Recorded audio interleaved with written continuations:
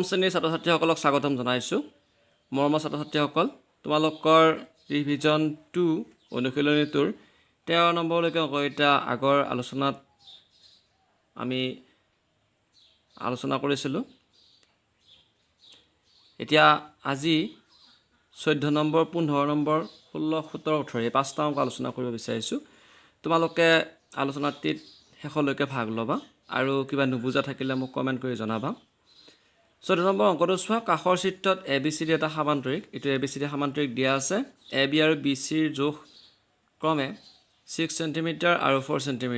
AD ভূমি সাপেক্ষে উচ্চতা BFৰ জোখ 4.9 cm হ'লে AB ভূমি সাপেক্ষে উচ্চতা DEৰ জোখ নিৰ্ণয় কৰিব লাগে। এই DEডালৰ জোখ নিৰ্ণয় কৰিব লাগে। BFৰ মান দিয়া আছে, তাৰপিছত ABডালৰ মান দিয়া আছে আৰু BCডালৰ মান দিয়া আছে। এতিয়া আমি অংকটো কেনেকৈ কৰিম চোৱা। আমি ইয়াতে লিখি লৈছোঁ কোনডাল বাহুৰ কিমান জোখ আছে। ADডালৰ 4 cm আছিলে, ABডালৰ 6 cm, BCৰ 4 cm, DCৰ 6 cm। এতিয়া কথা হ'ল BC আৰু আমাক AB বাহুৰ মাপৰ জোখ দিয়া আছিলে, কিন্তু ABডাল এই সামান্তৰিকটোৰ DC বাহুৰ কি হ'ব? সমান্তৰাল হ'ব। একেদৰে BC বাহুডাল AD বাহুডালৰ সমান্তৰাল হ'ব। গতিকে BCৰ মান যিমান হ'ব ADৰ মানো একে সমানে হ'ব, ABৰ মান যিমান হ'ব DCৰ মানো একে সমানেই হ'ব। আমি লিখি ল'লোঁ, দিয়া আছে AB = 6 cm, AB 6 cm, BC কিমান দিয়া আছে 4 cm, BFডালৰ মান দিয়া আছে 4.9 cm। এতিয়া আমি নিৰ্ণয় কৰিব লাগে DEডালৰ মান।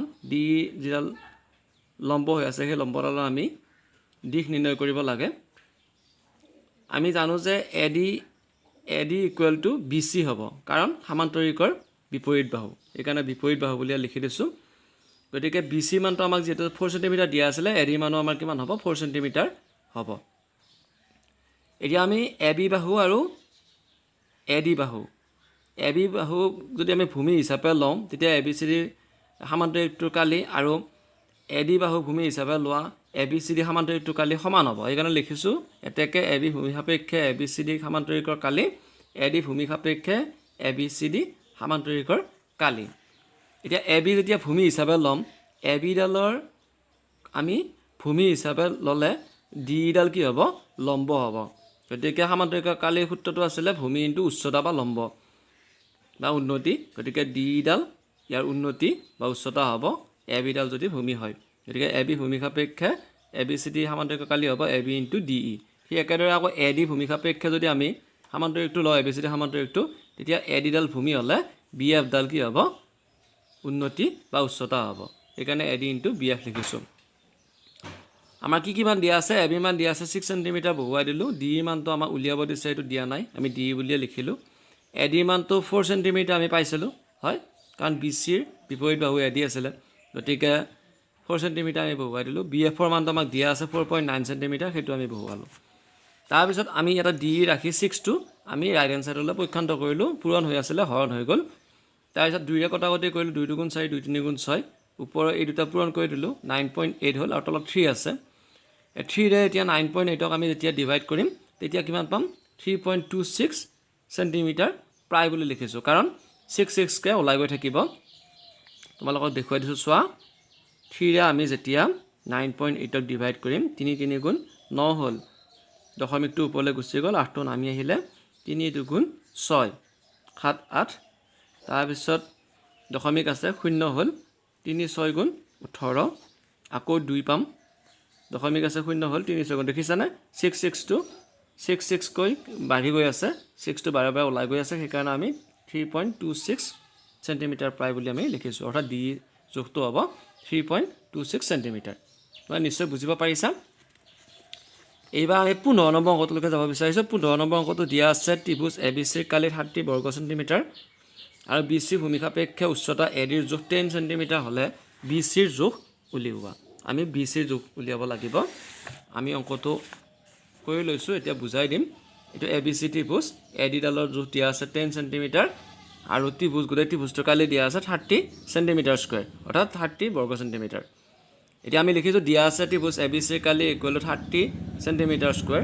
ত্ৰিভুজৰ কালি সূত্ৰ হৈছে হাফ ইনটু ভূমি ইনটু উন্নতি ইয়াতে ভূমি হৈছে BC আৰু উন্নতি হৈছে AD BC ইনটু AD বুলি পাতিলোঁ আৰু 30 সেন্টিমিটাৰ স্কয়াৰ BC মানটো আমাক যেটো উলিয়াব দিছে BC মান আমাৰ নাই গতিকে AD মানটো আমি বহুৱাই দিলোঁ 10 সেন্টিমিটাৰ তাত 2 আমি এতিয়া ইনক 5 টাইমছ কাটিব পাৰিম গতিকে 5 টাইমছ কাটি দিলোঁ আৰু 5 centimetre into BC equal to 30 centimetre square হ'ল আৰু কালিটো হিফালে ৰয়ে গৈছে আমি এতিয়াহে কালিটোক পৰা আমি BC ৰ মান উলিয়াব পাৰিম কালিটোক যেতিয়া 5 এৰে হৰণ কৰি দিম তেতিয়া BC মান ওলাই পৰিব এতিয়া ইয়াতে 5 centimetre into BC equal 30 centimetre square আছিল নহয় BC ইকুৱেল টু 5 এৰে আমি 30 সেন্টিমিটাৰ স্কয়াৰ হৰণ কৰিলে 6 সেন্টিমিটাৰ ওলাব 6 5 গুণ 30 গতিকে BC ৰ জোখটো আমি পাই গলো কিমান 6 সেন্টিমিটাৰ এইটো তোমালোকে নিশ্চয় বুজিব পাৰিছা এবাৰ 16 নম্বৰ অংকটোলৈকে 16 নম্বৰ অংকটো দিয়া আছে ত্ৰিভুজ PQR ৰ QR আৰু PR ৰ জোখ ক্ৰমে 4 সেন্টিমিটাৰ আৰু 8 সেন্টিমিটাৰ QR ভূমি সাপেক্ষে উচ্চতা PL ৰ জোখ 5 সেন্টিমিটাৰ হলে PR ভূমি সাপেক্ষে উচ্চতা QM ৰ জোখ উলিওৱা আমি সমাধানটো কেনেকৈ কৰিছো চোৱা আমি ত্ৰিভুজ এটা অংকন কৰি লৈছো PQR ত্ৰিভুজ আৰু PQR ত্ৰিভুজৰ PL ৰ জোখ হৈছে 5 সেন্টিমিটাৰ QR ৰ জোখ হৈছে 4 সেন্টিমিটাৰ আৰু PR ৰ জোখ হৈছে 8 সেন্টিমিটাৰ আৰু ইয়াতে দুডাল লম্ব আঁকিছো PL আৰু QM লিখি লৈছো দিয়া আছে QR equal to 4 centimetre PR equal to 8 centimetre PL equal to 5 centimetre আৰু QM ইকুৱেল টু হোৱাট কাৰণ আমি QM উলিয়াব দিছে এতিয়া PR ভূমি সাপেক্ষে যদি আমি ত্ৰিভুজটোৰ কালি উলিয়াব বিচাৰো PQR ত্ৰিভুজটোৰ তেতিয়া ইয়াৰ ভূমিটো হ'ব PR আৰু উন্নতি হ'ব কি QM সেইকাৰণে আমি লিখিলো হাফ ইনটু ভূমি ইনটু উন্নতি অৰ্থাৎ half into PR into QM ঠিক একেদৰে আকৌ এবাৰ QR ভূমি সাপেক্ষে যদি আমি PQR ত্ৰিভুজটোৰ কালি উলিয়াব খোজো তেতিয়া QR ডাল হ'ব ভূমি আৰু PL ডাল হ'ব লম্ব বা উন্নতি বা উচ্চতা তেনেকৈ আমি পাতি দিলো তাৰ পিছত আমি PR ৰ মানটো পাইছিলো কিমান 8 সেন্টিমিটাৰ বহুৱাই দিলো QM ৰ মান আমাক উলিয়াব দিছে QM ৰাখিলো তাৰ QR ৰ মানটো আমি পাইছিলো 4 সেন্টিমিটাৰ বহুৱালো PL ৰ মানটো 5 সেন্টিমিটাৰ তে বহুৱাই দিলো এবাৰ ইয়াতে যে 2 আছে 2 ৰে 8ক 4 টাইমছ আমি কাটিব পাৰিম 4 সেন্টিমিটাৰ ইনটু QM হল আকৌ ইয়াতে 2 ৰে আমি 4ক 2 টাইমছ কাটিব পাৰিম এইটোটা পূৰণ কৰিলো 10 সেন্টিমিটাৰ স্কয়াৰ হল QM ৰ মান উলিয়াব লগা হোৱাৰ লগে আমি 4 টো ইয়াতে যেটো পূৰণ হৈ আছিল এফালে হৰণ হৈ গল 2 ৰে আমি ডিভাইড কৰিলো 2 ৰে আমি কটাকটি কৰিলো এটা 4 দুবাৰ গৈছে 5 বাৰ গৈছে এটা সেন্টিমিটাৰ 2 সেন্টিমিটাৰ আছে এটা সেন্টিমিটাৰ থাকিব আৰু QM মানটো 5/2 সেন্টিমিটাৰ পালো এতিয়া 2 ৰে যেতিয়া আমি 5ক ডিভাইড কৰিম তেতিয়া আমি কিমান পাম 2.5 সেন্টিমিটাৰ QM ৰ জোখ পাই যাম আৰু সেইকাৰণে লিখিছো QM ৰ জোখ 2.5 সেন্টিমিটাৰ নিশ্চয় বুজিব পাৰিছা এবাৰ আইছো আমি 17 নম্বৰ অংকটোলৈকে 17 নম্বৰ অংকটো দিয়া আছে ত্ৰিভুজ ABC ৰ BC ভূমি সাপেক্ষে উচ্চতা AD ৰ জোখ 4 সেন্টিমিটাৰ PBC ৰ এটা বিন্দু যাতে BP ইকুৱেল টু 3 সেন্টিমিটাৰ আৰু ত্ৰিভুজ ABP ৰ কালি ইকুৱেল টু ত্ৰিভুজ APC ৰ কালি PC ৰ জোখ উলিওৱা আমি ত্ৰিভুজটো অংকন কৰি লৈছো ABC ত্ৰিভুজটো ইয়াতে AD আৰু AP BC ৰ ওপৰত থকা দুটা বিন্দু P আৰু D লৈ আমি পানি ললো তাৰ পিছত আমি লিখিছো দিয়া আছে AD equal to 4 centimetre AD ডালৰ মান আমাৰ যেটা লম্ব হিচাপে আছে ডালৰ মান দিয়া আছে কিমান 4 সেন্টিমিটাৰ আৰু BP মান দিয়া আছে BP এইখিনি মান দিয়া আছে 3 সেন্টিমিটাৰ আমি উলিয়াব লাগে PC মান তেতিয়া আমি দেখা পাইছো ABP ত্ৰিভুজটোৰ কালি আৰু APC ত্ৰিভুজটোৰ কালি সমান কিয় এটা আমাক দিয়া আছে প্ৰশ্নত যে ABP ৰ কালি আৰু ত্ৰিভুজ APC ৰ কালি সমান হ'ব সেইকাৰণে আমি এটা পাতি ললো প্ৰশ্নমতে পাতি লোৱাৰ পিছত ABP ৰ কালিৰ ক্ষেত্ৰত আমি হাফ ইনটু ভূমি ইনটু উন্নতি ভূমি কি হ'ব ABP ৰ ক্ষেত্ৰত ভূমি হ'ব BP হ'ব আৰু উন্নতি হ'ব কি AD কাৰণ ইডাল বাহিৰত আছে উন্নতিডাল এই ত্ৰিভুজটো ABP ত্ৰিভুজটোৰ ক্ষেত্ৰত বাহিৰত আমি দেখা পাইছো গতিকে AD ডাল উন্নতি হ'ব AD ৰ মানটো আমাক 4 সেন্টিমিটাৰ দিয়া আছিল তাৰ PC মানটো আমি তাৰ পিছত আমি আকৌ কি কৰিলো APC ত্ৰিভুজটোৰ কালিটোৰ ক্ষেত্ৰত আমি যদি ভূমি চাও PC পাম আৰু উন্নতি পাম কিমান AD সেইকাৰণে PC ইনটু AD বুলি পাতিলো তে হাফ ইনটু BP মান দিয়া আছিল 3 সেন্টিমিটাৰ পাতিলো AD ৰ মানটো 4 সেন্টিমিটাৰ দেখিছা 4 সেন্টিমিটাৰ তাৰপিছত PC মানটো আমাক যেটো দিয়া নাই PC বুলি লিখিলো AD মানটো আমাক দিয়া আছে 4 সেন্টিমিটাৰ পাতি ললো 2 ৰা আমি 4ক কাটিলো 2 বাৰ গল এই দুটা পূৰণ কৰিলো 6 সেন্টিমিটাৰ স্কয়াৰ হল তাৰ পিছত আমি কি কৰিলো ইয়াতে সেকেন্ড যেটো আছে হেতুত হাফ আছে 2 ৰা আমি 4ক কাটিলো 2 টাইমছ গৈছে হয় তাৰ পিছত আমি 2 সেন্টিমিটাৰ ইনটু PC পালো এতিয়া পি চি মানটো ইফালে ৰাখি পি চি বুলি ৰাখি ইফালে আমি 2ৰে আমি 6 সেন্টিমিটাৰ স্কোৱাৰক ডিভাইড কৰিম ডিভাইড কৰিলে কিমান টাইমছ যাব 3 টাইমছ যাব আৰু তলত যেটো সেন্টিমিটাৰ আছে 5 সেন্টিমিটাৰ স্কোৱাৰ আছে এটা সেন্টিমিটাৰ থাকিব আমি পি চি মান পাই গলো 3 সেন্টিমিটাৰ এটাকে পি চিৰ জোখ 3 সেন্টিমিটাৰ হ'ব নিশ্চয় বুজিব পাৰিছা